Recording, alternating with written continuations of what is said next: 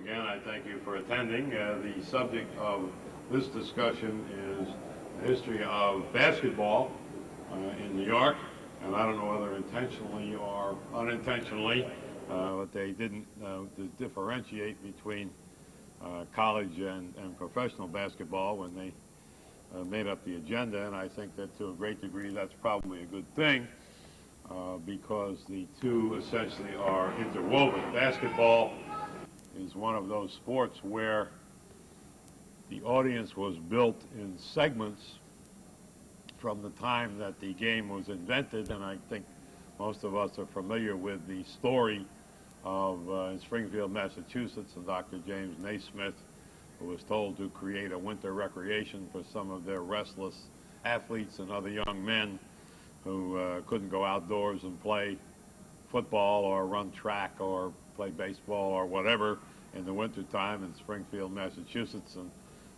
as a consequence in 1891 invented the game of basketball, which was essentially intended as an indoor recreation for those people who were frustrated that they couldn't find anything to do athletically with their time in the winter months. In any case, the game of basketball was spread largely through the YMCA system at the beginning of its history, because Springfield was in those days the YMCA college. And it wasn't quite as secular as it is today, although Springfield College certainly still exists. But it was intended essentially as a YMCA training school. And as a consequence, the game of basketball spread fairly rapidly because there was a network in place to spread it. And once it was accepted by the college as a successful idea, then that idea was in fact spread through the YMCA system. And within 5 years, almost every YMCA in the Northeast had basketball teams, and in fact tournaments were begun. There was a tournament played in Bay Ridge, Brooklyn in the 1890s under the auspices of the YMCA, and because the YMCA was affiliated with the Amateur Athletic Union, the AAU fairly shortly thereafter adopted basketball as a sport, and rule books were published and distributed. And colleges began to adopt the game in the late 1890s. And in fact, Amos Alonzo Stagg, who had played football at Yale, had also been a student at Springfield, and he introduced the basketball to the Big Ten. In the New York area, it was the YMCAs who played the game.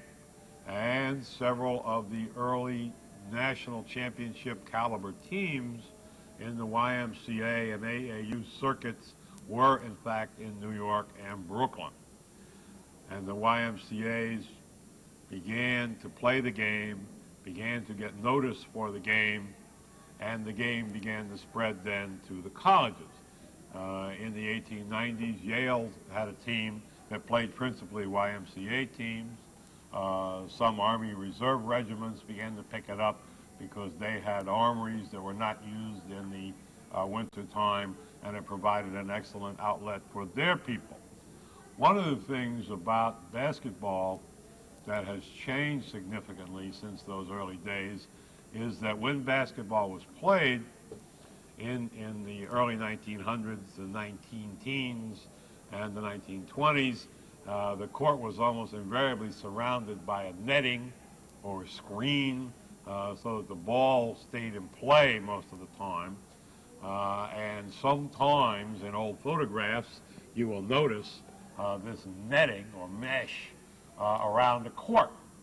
And it is the reason why, for many decades, basketball players were called cagers, because the game was in fact played in a cage. And in some cases, the cage was more or less permanent. In some cases, it was almost like a steel cage wrestling match with a high cage erected around the court. And in some parts of the country, those cages were more or less permanent, particularly in the Midwest and West, where they came to the game late and they assumed that that's the way the game was to be played. Originally, it was only intended to keep the ball on a court. Nevertheless, the game spread. As far as we were able to tell, although there was no real conclusive evidence on this, the first college in New York City to field a basketball team was Pratt Institute, and Columbia joined in 1900 and has had a team ever since. So that the game is now spreading through not only the YMCA system, but also through the colleges and filters down from the colleges into the high school. In most cases, early basketball teams are made up at colleges by players who come from other sports and take up basketball in the winter as it was originally intended as an off-season recreation, essentially for athletes who are refugees from outdoor sports. But they begin to develop basketball in the high schools. Once a lot of high school kids begin to play in local YMCA systems, the high schools themselves begin to adopt the sport. And then the game begins to grow from the bottom up. But initially it was a growth from the top down, that there were more colleges playing the game than there were high schools in the 1890s and early years of this century. But once the sport becomes universal, then the growth begins the normal plateau from the bottom up. New York City colleges, of which there are a great number, fairly rapidly adopt the game. By 1910, virtually all of the schools in New York with which you are familiar have teams and begin to develop competitive teams. City College, St. John's, Fordham, Manhattan, as well as Columbia and New York University, and many of the smaller schools are fielding teams in the 1910s and the years before the United States enters World War I, which is in 1917.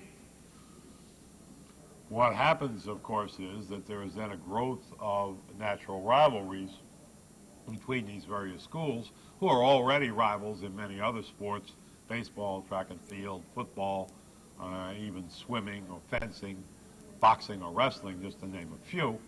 So that basketball joins the list of sports that these teams compete in. And initially, all of the games are played in fairly small gymnasiums, most of which already existed before basketball was introduced at the school. One of the things about basketball is that it was developed to fit existing circumstances, that the gymnasium at the Springfield YMCA College was not significantly different than the gymnasium at a lot of other schools. And the court was designed so that it would fit within the confines of the average normal gymnasium, which might normally have been used for jumping rope or tossing medicine balls or dumbbells or lifting weights or whatever. And in fact, University Hall, where Columbia played its home games for about 70 years, was built in 1898, and the first basketball team didn't play there until 2 years later. And that's a typical experience. One of the problems with this is that there is very little seating capacity in many of these small gyms, and you get a crowd of 1,800, 2,000, 2,200. The place is packed. And not only that, everybody's unhappy. The visiting team is miserable because the fans are virtually spilling onto the court, and in some cases actually do. The home team is unhappy because they left more people outside the gym trying to buy tickets than actually got in. The press is unhappy because they can't get into the gym to watch the games. And the athletic department is unhappy because they could have made a lot more money and they don't have any tickets left to sell. So in general, it's not a happy situation for anybody, and basketball becomes, to a degree, a victim of its own popularity at the college level. So the schools begin to fan out and play major games in armories when those armories are available. And it should be understood that particularly in New York City, There are a number of large armories in the city in the years before World War II, and that those armories are often used for athletic competition. Almost every resident regiment in an armory had an athletic association, and that athletic association not only conducted its own athletic competitions, but often rented out the armory to outside groups to conduct competitions in various sports within the armory itself. The 102nd Engineers Armory at 168th Street and 4 Washington Avenue, which is now the Armory Track and Field Center here in Manhattan, was often used as a home site for NYU basketball games in the 1920s and 30s. And often there were crowds of 9,000 or 10,000 that attended games against local rivals when you played Fordham or City College or St. John's or Columbia in the Armory when it was run by the 102nd Engineers. Actually, prior to that, NYU had actually played some of its home games on a boat moored in the Hudson River, since there was sufficient space to accommodate a basketball court on the below decks of the ship. They actually played regular college basketball games on shipboard because there was no other place to play. In 1932, NYU completed alumni gym at on the Bronx campus in University Heights and began to play their home games there. But this, again, considering their prior experience, was an insufficient place to play. Then on a good day, you couldn't get about more than 4,000 people in Alumni Hall. And as the years go on, the gym quickly becomes outmoded. In fact, it was probably outmoded before it was built. And NYU continues to look for a place to play home games that can draw large crowds. And alumni continue to press for an improvement in the venue. What transpires is what may or may not be a true story. I personally consider it to be slightly apocryphal, but apparently in 1932 or 33, a young sports writer with the New York World Telegram, Edward Irish, Ned Irish, is covering a game at Manhattan College and had to crawl through a window to get into the gym in order to see the game, and as the story goes, ripped his trousers while crawling through the window and decided that there was something completely ludicrous about this entire experience and that basketball should be played in a big arena. The big arena in New York in those days was Madison Square Garden, although there were others, such as the Hippodrome on 6th Avenue, but the sports arena in town was Madison Square Garden at 49th Street and 8th Avenue.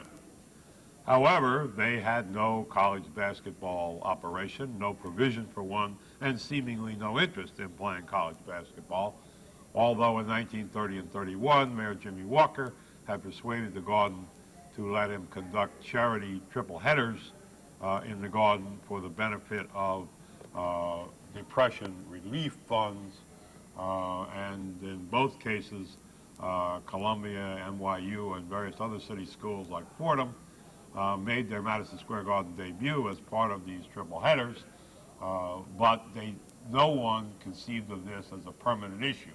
It was a special event played for a good charity, and caught up in the spirit of the time. They were willing to contribute a game to certainly home relief for the benefit of the unemployed during the depths of the Depression, which began in 1929. Irish's concept was completely different. Irish's concept was that this should be a regular staple of the Garden menu, that in fact there should be college basketball games played regularly in Madison Square Garden. There had been some basketball experience in the Garden, and in fact even before the Garden moved in 1925 to 49th Street and 8th Avenue. The second Garden, which was located on the same site as the first Garden at 26th and Madison, there had been some professional basketball games played. The original Celtics had played there a couple of times in the 1920s before the building was torn down in 1925. But even at that time, the major pro basketball games were also played in armories. And pro basketball has a corollary growth pattern here, somewhat slower to catch on in New York City than professional basketball, than college basketball. The professional basketball growth is most pronounced in areas outside the city.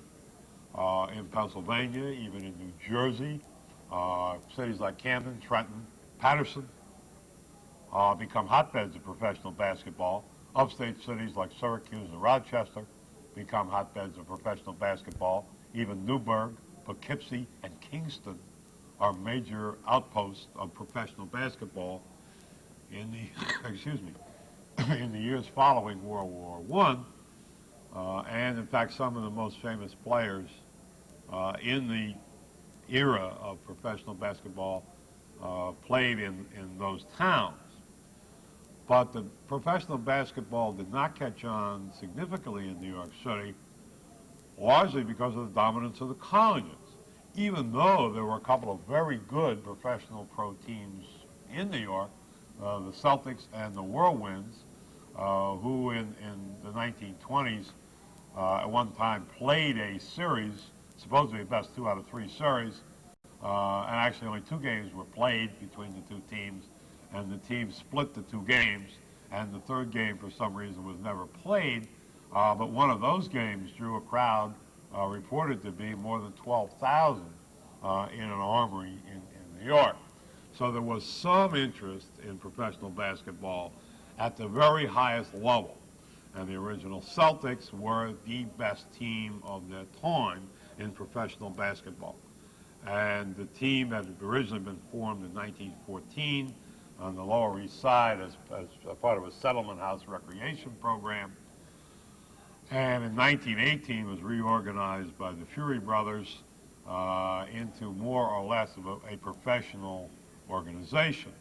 And it included players like Dutch Dennert and Joe Lapchick, who were among the best players of their time in professional basketball. Subsequently, players like Nat Holman, who had played with the Whirlwinds, and Johnny Beckman, and Davy Banks, and Elmer Ripley, all joined in various versions of the Celtics team. But the Celtics gained most of their fame by touring, which was also true of the Renaissance basketball team, the New York Rens, or the Renaissance Big Five, founded by a man named Bobby Douglas, which was in effect the black version of the original Celtics, although the 2 teams sometimes played one another.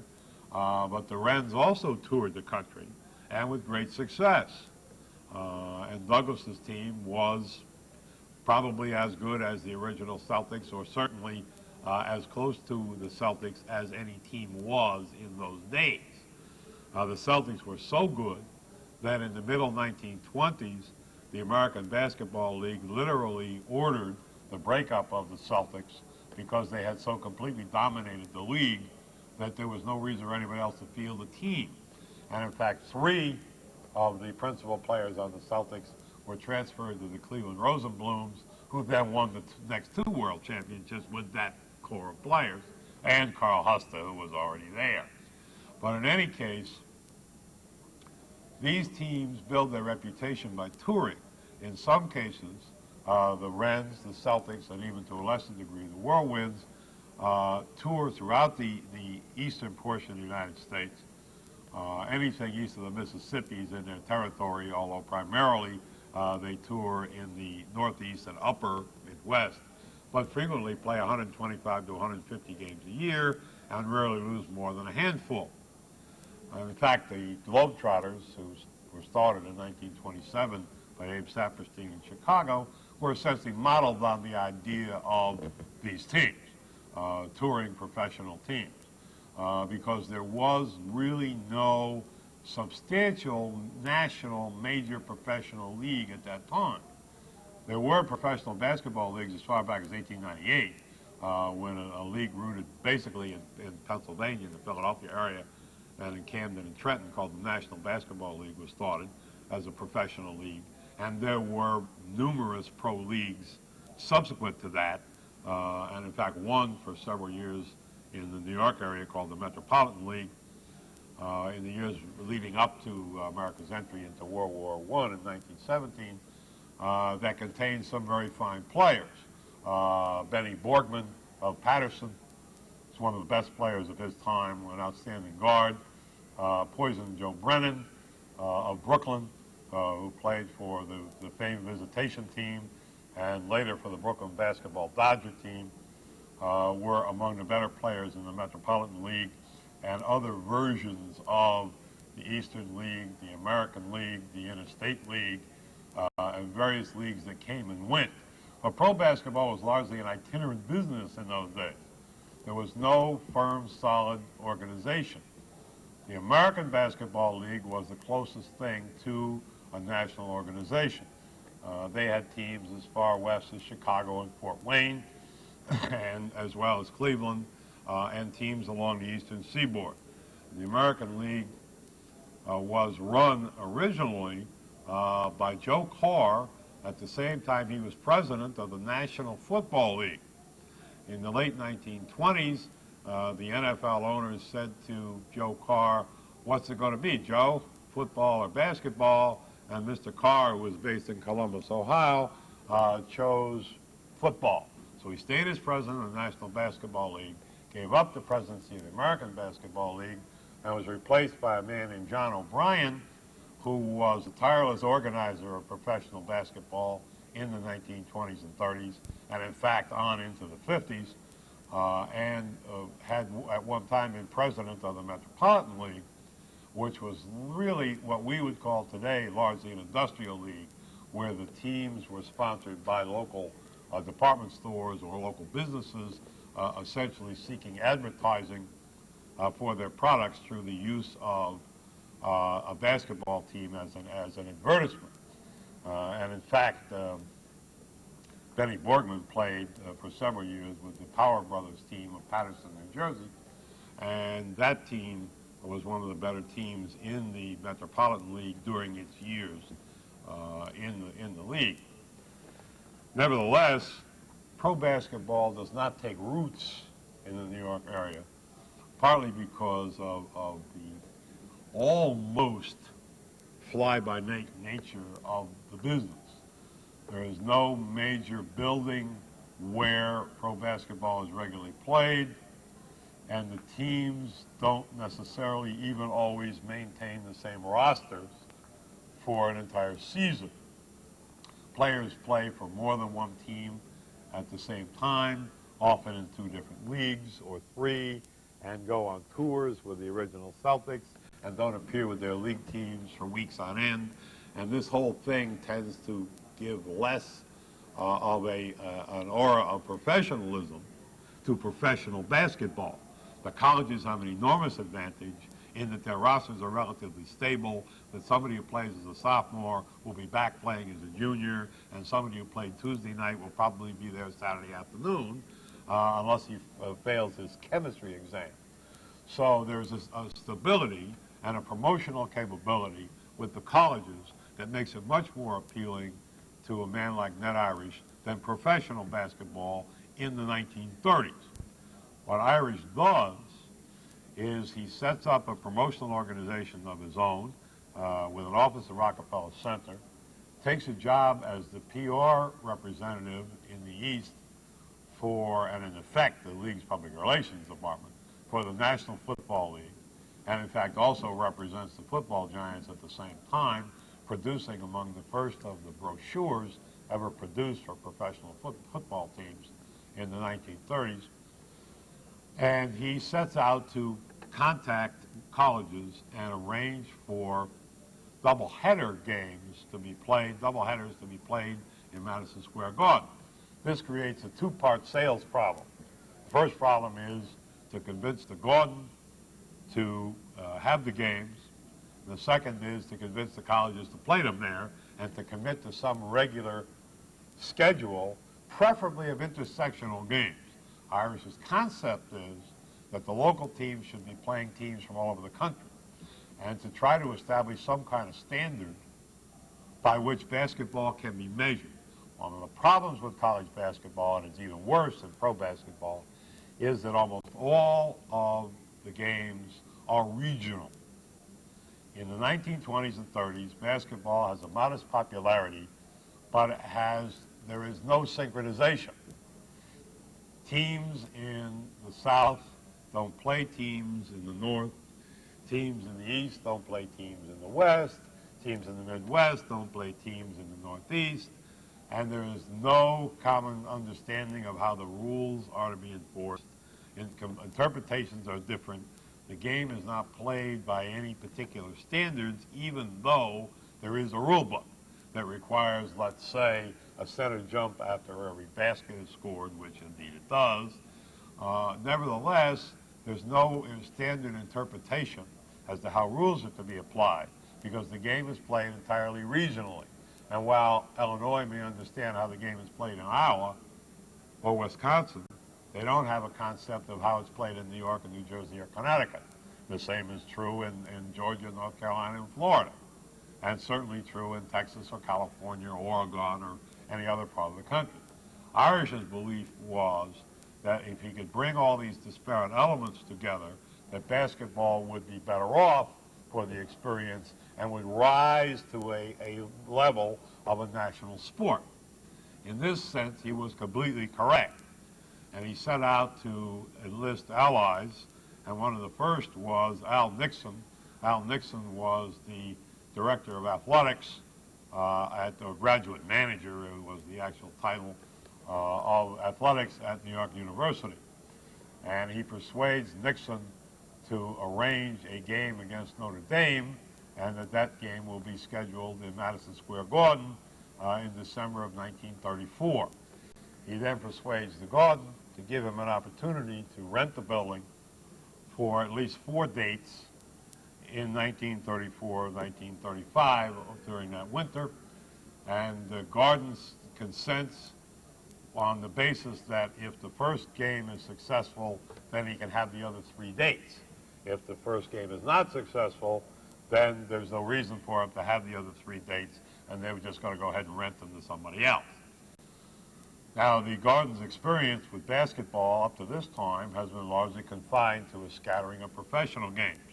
The original Celtics had also played in the third Garden after it was opened in 1925, and the largest crowd they had ever drawn was against the Palace team from Washington, which was owned by George Preston Marshall, the owner of the Washington Redskins football team, and that game drew a crowd of about 3,000. So the Garden was not overwhelmed with the prospects of basketball, college or professional, selling tickets. And besides, at that point in time, they had boxing, they had 6-day bike racing, they had the circus, they had the rodeo, and they had a handful of hockey teams, including 2 in the National Hockey League, the New York Americans and the New York Rangers. So dates were somewhat at a premium, and they didn't see any real reason to go out of their way to give dates to basketball, particularly an experimental situation like intersectional college basketball, did not have much of an appeal. On the other hand, there was a depression on in 1934, and the Garden decided that it was worth at least trying to fill a few dates that had not as yet been taken and might not possibly be rented. Anyway, the first doubleheader matches Notre Dame against NYU and St. John's against Westminster of Pennsylvania, and the doubleheader is an extraordinary success. The Garden set up seating for about 16,000 people, and in fact, the doubleheader drew an overflow crowd. One of the referees for the NYU Notre Dame game was a man named Frank Lane, who later became a general manager in baseball with the Chicago White Sox, and he showed up to referee the game dressed entirely in green. In any event, from that point on, the Garden immediately grants Irish the 3 dates that they had discussed for the balance of the 1934-35 season, and suggests to him that he's certainly welcome to as many more dates as he may want during the coming years. The program gradually expands from 4 dates to as many as 24 doubleheader dates in the Garden in the years following World War II, and additional games played in the 69th Regiment Armory at 26th Street and Madison Avenue, which in effect becomes the spillover home for Garden basketball dates that cannot be accommodated in the Garden. And intersectional college basketball proves to be a great gate attraction. It is everything that Irish could have hoped for. And it does provide for the development of basketball on the collegiate level as a national sport. By 1938, the popularity of basketball is firmly enough established in New York that it can be incorporated into a tournament format. The Basketball Writers Association of New York, led principally by two writers from the Herald Tribune, and Ed Dooley from the Sun and Arthur Daly from the New York Times, decide that they will form a tournament. And Everett Morris, who, by the way, later was a beachmaster at the Normandy invasions in 1944, of the Herald Tribune, and Irving Marsh of the Herald Tribune set up a committee to invite teams to come to New York for a postseason tournament, the National Invitation Tournament. And the National Invitation Tournament is today the longest-running major college basketball tournament in the country. The NCAA tournament is modeled on that tournament. And for many years, the NIT was the premier postseason college basketball tournament in the country until the early 1950s. And in any case, the NIT proves to be such a success that it expands its field originally from 6, it expands to 8, and in 1939, the NCAA knocks off the idea and starts a tournament of its own. And in fact, for many years, starting in 1942, both tournaments are held on successive weekends in Madison Square Garden. And teams frequently play in both. The history of college basketball in the 1940s is replete with teams being knocked out of one tournament and coming back and winning the other one. This actually occurs 4 or 5 times, and Kentucky does it once, although at this point in time, most people at the University of Kentucky probably don't want to admit they ever played in Madison Square Garden, because Adolph Rupp blames all the problems of college basketball on Ned Irish. Since they're both dead at this point, I can suggest to you that Rupp was then and is now completely full of it, that he would never have become as famous as he was without Ned Irish creating intersectional college basketball as a major attraction that not only drew fans but also drew press coverage and eventually radio and television, and became a major industry almost entirely because of Irish's promotional concept. He didn't put on the games, he didn't coach them, he didn't recruit the players, he didn't write the rules, but he made it into a business because Madison Square Garden was the place where college basketball became an intersectional major college sport in the United States. And as a consequence, the city schools, never wanted to pass by on a revenue prospect, began to try to recruit and develop and field the best possible teams that they could, and teams like Long Island U, NYU, St. John's, and City College became major national powers. LIU won the NIT twice in 3 years in the late 1930s and early 1940s, and remained a national power under Claire B. For about 15 years. City College likewise under Nat Holman, and in 1950, City College became the only team ever to win both the NIT and the NCAA tournament in the same season. Unfortunately, that season was the high water mark for New York City colleges.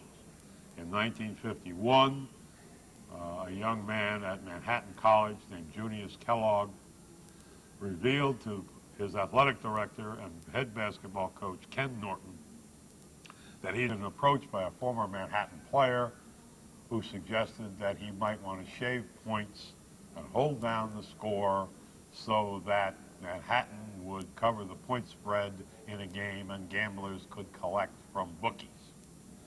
Norton immediately understood that this was probably the tip of an iceberg, and Kellogg and he went to the district attorney in Manhattan, Frank Hogan, who began a major investigation, and in 1951, a college basketball scandal erupted that included not only City College and Manhattan and LIU, but also teams such as Bradley and Kentucky.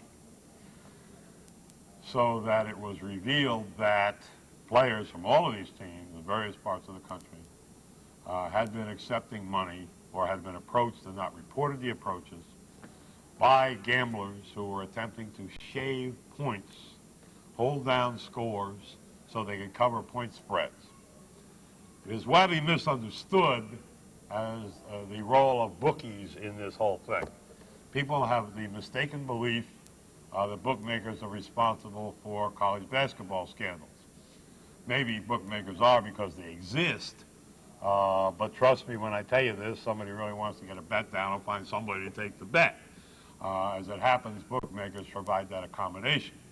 Bookmakers are also your due line for any kind of shenanigans in pro sports or college sports or any horse racing or any kind of sport.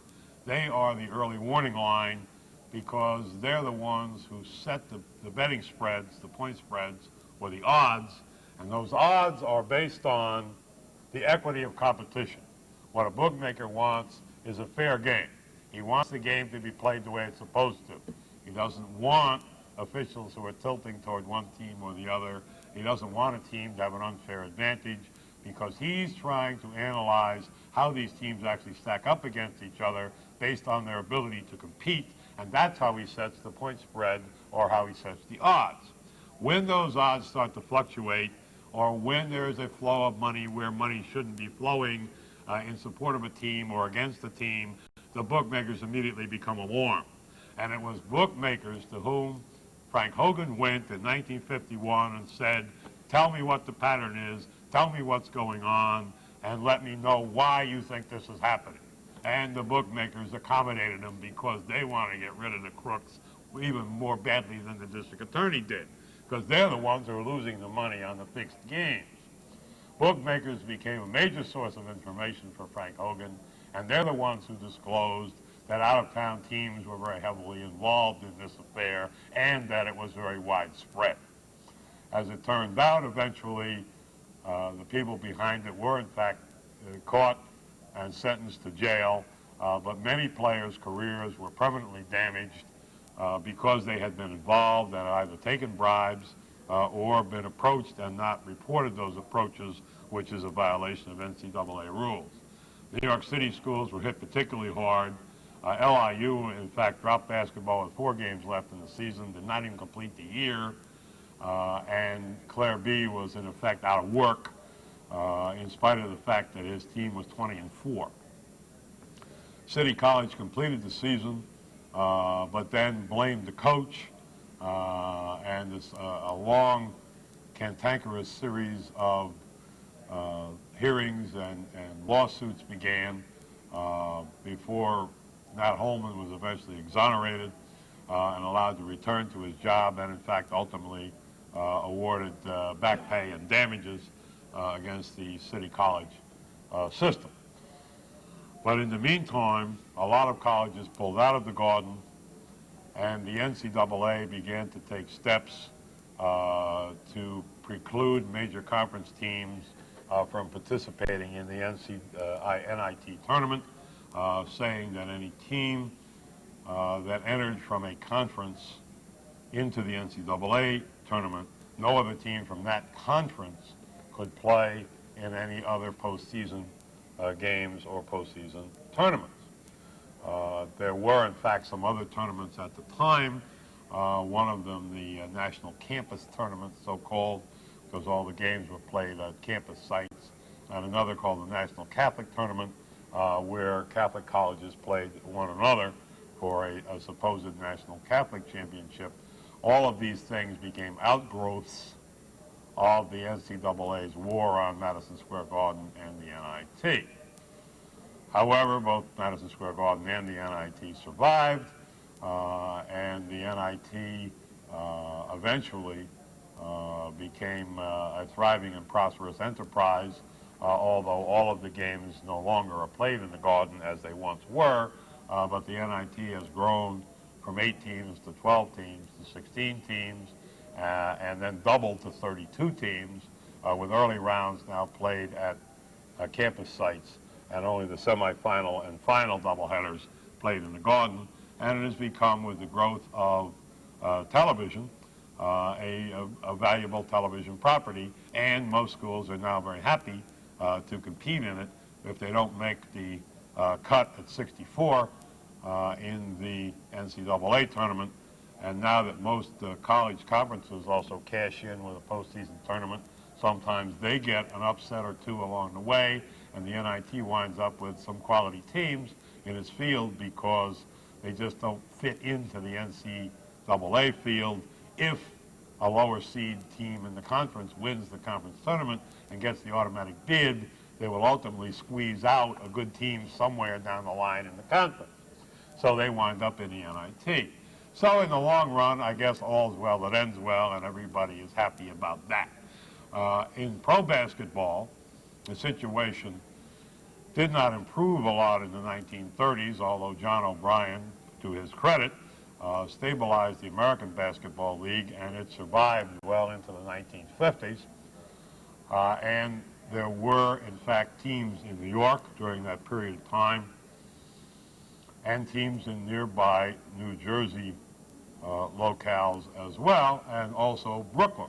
One of the most famous teams in the 1930s, the Brooklyn Jewels, were essentially formed by the St. John's Wonder Five, a team that had lost only 8 games in 4 years at St. John's, and went pro almost entirely as a group, and formed the Brooklyn Jewels, and they at one time played in the American Basketball League. Subsequent to that, there was a team called the New York Gothams that played in the St. Nicholas Arena at 66th and Columbus Avenue, and in fact a couple of future Knickerbockers played on that team, which was based in St. Nick's in 1944-45 and 1945-46. After that, that team moved to the Broadway Arena on Halsey Street in Brooklyn, partly because the Garden finally decided to go into professional basketball. In 1946, at the end of World War II, with literally millions of GIs coming home, a lot of them quality athletes, many of them fans, and almost all of them flush with money from the war years, and guaranteed educations on the GI Bill, and the guaranteed mortgages on the GI Bill, and with more leisure time than had been available in prior years, brought about an explosion of interest in sports, both collegiate and professional. Spectator sports, recreational sports, participatory sports. But particularly for the pros, attendance soared. At this point in time, there is one major basketball league in the United States. That is the National Basketball League, formed in 1937. It's essentially a development of an industrial or semi-pro league that included teams like the Fort Wayne Zollner Pistons, the Akron Goodyears, and the Akron Firestones. But by the end of World War II, it was the quality professional basketball league in the United States. There were teams in Rochester and Syracuse and Fort Wayne, Chicago, although that team subsequently relocated to Minneapolis, became the Minneapolis Lakers. Chicago American Gears had the biggest attraction in basketball, George Mikan, who went along with the franchise to Minneapolis. There were teams in some of the tank towns of the Midwest, the Toledo Jeeps, sponsored by Willis Overland, the producer of the famous World War II GI Jeep, and had some hometown talent, including a player with the wonderfully lyrical name of Chuck Chukovitz. the Fort Wayne Pistons, the Anderson Duffy Packers of Anderson, Indiana, the Oshkosh All-Stars, and the Sheboygan Redskins, the great rivals from the eastern side of the state of Wisconsin. All of these teams were in the National Basketball League, and they may have come from towns with funny-sounding names, but they were good teams. And they were the best pro basketball teams, and they had the best players. And players like Don Englund and Cowboy Leroy Edwards, who played in this league, were the best players in the country. And except for a few players who remained on touring teams, or black players who were generally not welcome in the NBL, although some did play in the league, who toured with the Wrens and toured with the Globetrotters. Other than that, almost all the best pro players in the United States were in the National Basketball League. In 1946-47, the major arenas on the East Coast and in the Midwest noticed that all these small towns had pro basketball teams, and their arenas were dark a lot of nights. So what they decided to do was form another pro basketball league, basically to fill up the dates surrounding their hockey games and days when they didn't have boxing or a circus wasn't in town. And they formed a league called the Basketball Association of America. One of the leaders in the formation of that league was Ned Irish of Madison Square Garden. One of the other leaders was Walter Brown of the Boston Garden. And they brought in some established basketball people, like Eddie Gottlieb from Philadelphia, who had been the manager of the SPAs, the South Philadelphia Hebrew Association, one of the better semi-pro teams. And he organized a team called the Philadelphia Warriors, who played at Convention Hall, which was not a traditional arena in the general sense, but they also played games at the Philadelphia Arena, where Pete Tyrell was the partner of Eddie Gottlieb in Philadelphia. But principally, the arena owners were trying to fill dates in Providence and Pittsburgh and in Cleveland and in New York and in Boston and in Chicago, and they formed basketball teams to help them fill those dates. The Garden had less to gain than anybody from this because the Garden was very heavily involved in college basketball promotion. In fact, the Garden promoted college basketball not only in New York at Madison Square Garden and the 69th Regiment Armory, where they ran as many as 30 programs a year, but they also promoted basketball in Philadelphia and Buffalo and other parts of the eastern United States, where the Garden essentially matched up the schedules and arranged for the promotion and handled the travel arrangements and the booking of the games.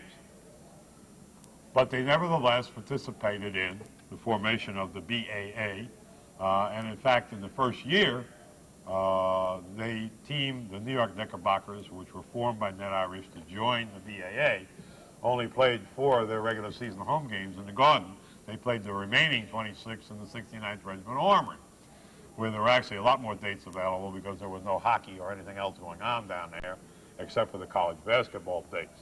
As the years went on, the number of dates in the Armory gradually diminished until the Knicks played their last game in the Armory, January 15, 1960, and subsequently have played all of their home games in the third Garden on 49th Street, and since the opening of the fourth Garden at Penn Station in 1968, they've played all of their home games in Madison Square Garden. Of course, that's partly due to the collapse of the college basketball program, which died a steady but slow death over the 1960s and 70s, and gradually teams began to drop the Garden schedule. NYU dropped basketball altogether on a major college basis. City College pulled out of the Garden. LIU did not field a team for 6 years and came back on essentially a reduced lower level. Fordham and Columbia were never regulars in the Garden. Manhattan played almost all of its home games there because for many years they had no gym. Manhattan was the only Division I college in the country without a home court, and they played either in high schools or at Madison Square Garden. However, when the Dratty Gym opened, that solved that problem, and Manhattan now plays its home games on its campus in Riverdale, leaving essentially St. John's as the remaining driving force behind college basketball in the Garden. St. John's also is the team most likely to be nationally ranked in New York City. It is the Big East team in New York City and is the team with the most highly visible college basketball program. So it's a natural marriage between St. John's and the Garden, and between the two of them, they have managed to maintain a college basketball presence in Madison Square Garden, a presence which blossoms in March when the Big East Championship Tournament is held there, followed a couple of weeks later by the semifinals and finals of the NIT. And the NIT has now expanded in 1967, formed the women's NIT, 15 years before the NCAA began to conduct its women's tournament, and also in the 1970s added a preseason NIT, which is now a major preseason attraction, and it too has become successful with the semifinals and finals played in the Garden, usually in late November. So the college basketball continues to exist in New York City, and indeed even thrive. Manhattan, Fordham, St. John's, Columbia, and nearby New Jersey, Seton Hall, St. Peter's, Rutgers is now a member of the Big East, Princeton, one of the dominant teams in the Ivy League, Yale, Hofstra on Long Island, which has become a minor force in Division I basketball in recent years, and created a solid program, and now has a new arena of its own, holding about 5,200 people on the Hofstra campus. So the college basketball has remained a staple part of the New York sports diet. In the meantime, professional basketball has stabilized. The success of the BAA in filling some of its arenas led to a merger in 1949 with the National Basketball League. The league had the best players, but the smallest towns merged with the league that had the biggest towns and not necessarily the most of the talent, and they formed the NBA. The first year the NBA was a rather unwieldy 17-team league divided up into 3 divisions, and the best teams in the league were still the Minneapolis Lakers and the Rochester Royals, 2 of the teams from the NBL, but the schedule makers very cleverly put them both in the same division, so they couldn't both meet in the league final. But the dominant team in those days was the Minneapolis Lakers, with George Mikan and Jim Pollard, Vern Mickelson, Slater Martin, and Whitey Skoog, or earlier Bob Harrison at the guards, was probably the strongest team in pro basketball. Rochester was the next choice with one of the best backcourts you'd ever want to see. Bobby Wanzer and Bob Davies. Bob Davies, probably the greatest player in the history of the NBA nobody ever heard of, was as good or better than Bob Cousy for my money. But in any case, they couldn't contain Mikan up front. The principal center for Rochester was a man named Arnie Rison from Ohio State. It was called the Spider-Man, and he was really no match for, although a very skillful player for that time, no match for George Mikan, who was a very sizable piece of beef, who brought about, in fact, the expansion of the free throw lane from 6 feet to 12 feet in width, and the changing of the alignment along the free throw lane. Originally, the home and visiting teams alternated. The home got the inside position on one side and the visitors on the other, and then alternating out the next 3 spots. The rule was changed in the 50s to give the team not shooting the inside position on both sides of the lane, and contrary to what you might have heard about Will Chamberlain, Bill Russell, Michael Jordan, or anybody else who came along in the era of television, all of this was caused by George Mikan when he played with the Minneapolis Lakers. He was the guy who changed the rules. He was the big man the game revolved around. The Knicks finally came up with a good big man in the late 1960s, Willis Reed, and they won the NBA championship twice with Reed at center in 1970 and 1973, and made the NBA Finals 3 times in 4 years with Reed at center. In the meantime, the success of the NBA bred a competitor, the American Basketball Association, and the ABA had a team in New Jersey called the New Jersey Americans, owned by a man named Arthur Brown, moved them to Long Island, to the Long Island Arena, where they became the New York Nets. Eventually they were sold to Roy Bowe. They moved to the new Nassau Coliseum in 1972. They won the ABA championships in 1974 and 76, and then joined the NBA when the two leagues, quote, merged, unquote, which in reality was four of the better ABA teams joining the NBA and paying a membership premium for the privilege.